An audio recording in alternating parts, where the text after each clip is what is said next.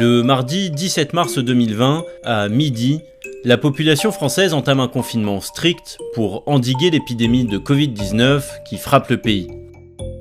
Pour que cette mesure de distanciation sociale fonctionne, le comité scientifique qui conseille le gouvernement estime qu'elle doit durer au moins 6 semaines. La situation est difficile pour tout le monde et une question se pose: est-ce qu'après ces quelques semaines de confinement, nous en aurons enfin fini avec cette épidémie ? Eh bien cette réponse, elle se trouvait déjà dans le tout premier avis du comité scientifique. La réussite de l'endiguement n'est pas en soi la fin de l'épidémie. La réponse courte et pas très agréable à entendre, c'est donc que non. Même après plusieurs semaines de confinement total, nous serons loin d'en avoir terminé avec le coronavirus.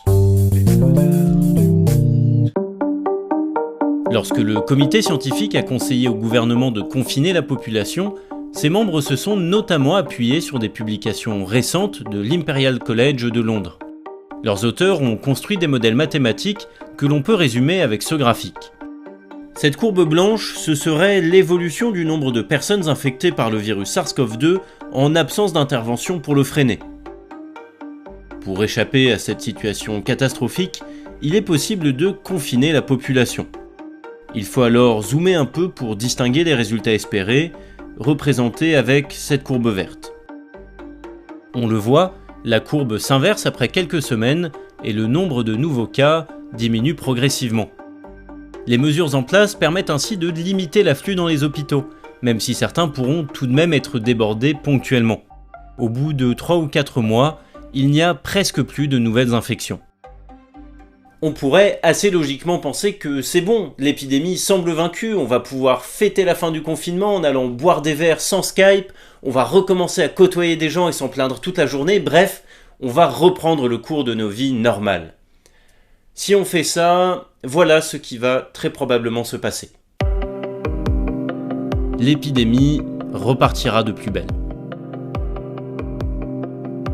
Pour comprendre pourquoi, il faut parler de R0, ou en bon français, le nombre de reproductions de base. On a demandé à Samuel Alison, directeur de recherche au CNRS, spécialisé dans la modélisation des maladies infectieuses, de nous expliquer. Ce R0, c'est combien de personnes j'infecte au cours de la durée de mon infection. En mars, on estimait que le R0 du SARS-CoV-2 en France se situait probablement autour de 2,5, ou en tout cas entre 2 et 3. Le nombre de reproductions repose sur plusieurs composantes, comme par exemple le taux de transmissibilité ou la durée de l'infection. Mais le confinement joue particulièrement sur un autre paramètre, le nombre de personnes susceptibles d'être infectées que l'on croise quotidiennement. En réduisant cette valeur, le confinement fait chuter le nombre de reproductions et permet d'enrayer l'épidémie. Donc en fait, l'épidémie va à l'extinction sur un temps qui est plus ou moins long, si ce R0 est plus petit que 1. Si chaque personne infectée infecte moins d'une personne, en moyenne, ça va finir par s'éteindre.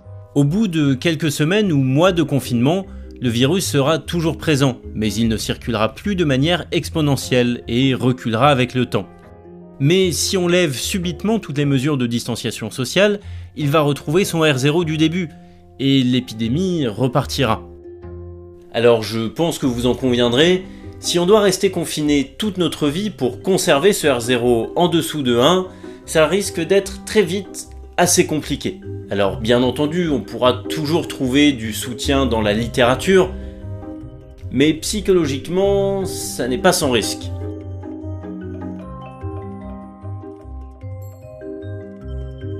Contre Kems. T'es qu'une merde, Jérémy! T'es qu'une merde! Bref. Il va falloir trouver une autre solution, et en réalité, il n'y en a pas 36 autres. Celle que l'on considère le plus sérieusement, elle repose également sur le collectif, et c'est ce qu'on appelle l'immunité de groupe. Plutôt que de confiner tout le monde pour que le virus ne trouve personne pour se propager, on va rendre les gens résistants au SARS-CoV-2 et les laisser vivre normalement.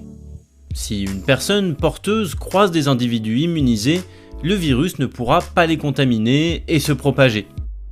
Plus la proportion immunisée de la population est grande, plus le nombre de reproductions du virus diminue, jusqu'à passer en dessous de 1. pour le coronavirus qui circule actuellement. Laura Temim est professeure au CNAM, également spécialisée en modélisation des maladies infectieuses. On estime, d'après ces capacités de transmission, ce niveau d'immunité de groupe nécessaire pour que le virus ne circule plus de manière épidémique, c'est autour de entre 60 et 70% de la population qui peut être immunisée. Cette immunité, elle peut s'acquérir de deux manières. En se vaccinant, sachant que les chercheurs s'accordent à dire que la conception d'un vaccin pourrait prendre au moins 18 mois, ou tout simplement en contractant le virus puis en guérissant, sachant que tout le monde ne guérit pas. Et dans les deux cas, il y a un autre souci. Nous ne connaissons pas encore la durée de cette immunité. L'immunité, on sait qu'elle existe, elle semble pas être extraordinaire.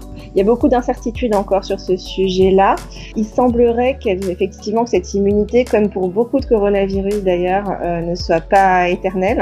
Sur les coronavirus en général, on l'a vu sur le SARS dans le passé, on va avoir une immunité qui va être sans doute relativement longue, c'est-à-dire c'est pas 3 jours, mais c'est pas non plus à vivre. On ne sait donc pas encore bien quels efforts il faudra déployer pour maintenir l'immunité de groupe. Mais avant même d'évoquer ce sujet, il faudrait déjà trouver comment atteindre cette immunité. Alors, il y a l'option de laisser le virus se propager.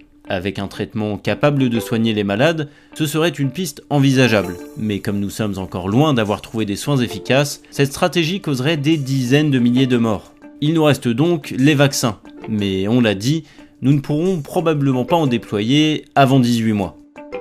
Reste donc à savoir ce que l'on fait pendant ces 18 mois pour maintenir le nombre de reproductions de ce coronavirus en dessous de 1.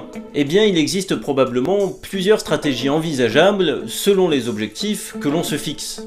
Pour vous donner une idée, l'Imperial College est le premier à en avoir proposé un exemple.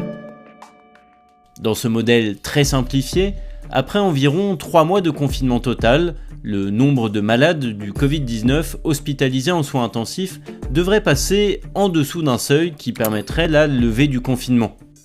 Le nombre d'infections et donc de cas graves repartirait à la hausse et repasserait un autre seuil qui déclencherait la remise en place du confinement.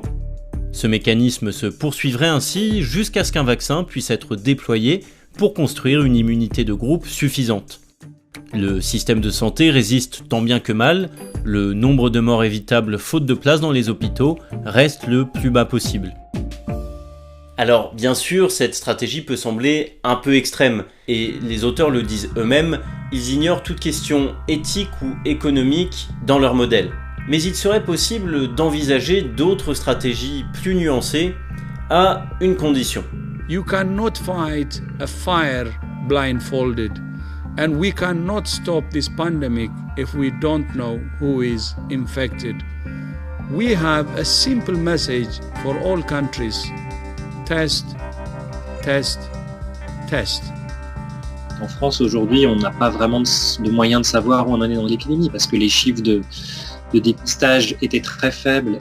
Il y a que dans les pays où ils ont été beaucoup plus proactifs pour dépister les cas, ils ont pu aussi en temps réel finalement signaler quels étaient les quartiers où il y avait beaucoup de cas, ce qui permet encore une fois, qui offre des moyens indirects de diminuer le R0. Ça permettrait véritablement de savoir quelle proportion de la population générale, mais aussi quelle proportion des personnes de plus de 65 ans, ou quelle proportion des soignants, ou en différentes sous-populations d'intérêt, quelle proportion des personnes sont véritablement touchées, ce qui permettrait ensuite de mieux estimer d'autres paramètres comme la proportion des personnes décédées ou encore la proportion des personnes qui vont être hospitalisées ou qui vont aller en réanimation.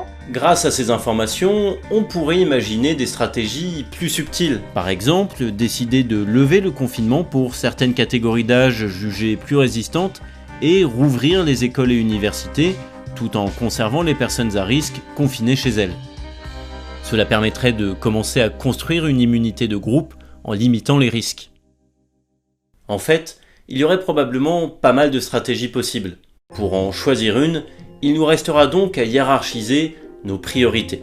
La crise que nous traversons a de nombreuses conséquences, liées les unes aux autres et de nature différente. Sanitaires bien évidemment, mais aussi sociales, psychologiques, économiques, et peu importe la voie que nous emprunterons, elle impliquera des sacrifices. Les chercheurs de l'Imperial College le disent mieux que moi. Il n'y a pas de réponse facile à adopter. Mettre un terme à l'épidémie implique d'énormes coûts sociaux et économiques qui peuvent eux-mêmes avoir un impact significatif sur la santé et le bien-être à court et à long terme. Alors, tout ce qu'on vous dit repose bien évidemment sur des travaux scientifiques, mais la situation évolue extrêmement vite et nous ne sommes donc pas à l'abri d'une bonne ou d'une mauvaise surprise. Il faut rester extrêmement prudent avec ces sujets. Je ne peux donc pas vous dire quand se terminera le confinement, ni ce qui se passera après. Tout ce que je peux vous dire, c'est que nous ne sommes probablement qu'au début de cette crise et que nous n'en sortirons qu'en nous serrant les coudes, en respectant une distance de sécurité d'1 mètre, bien évidemment.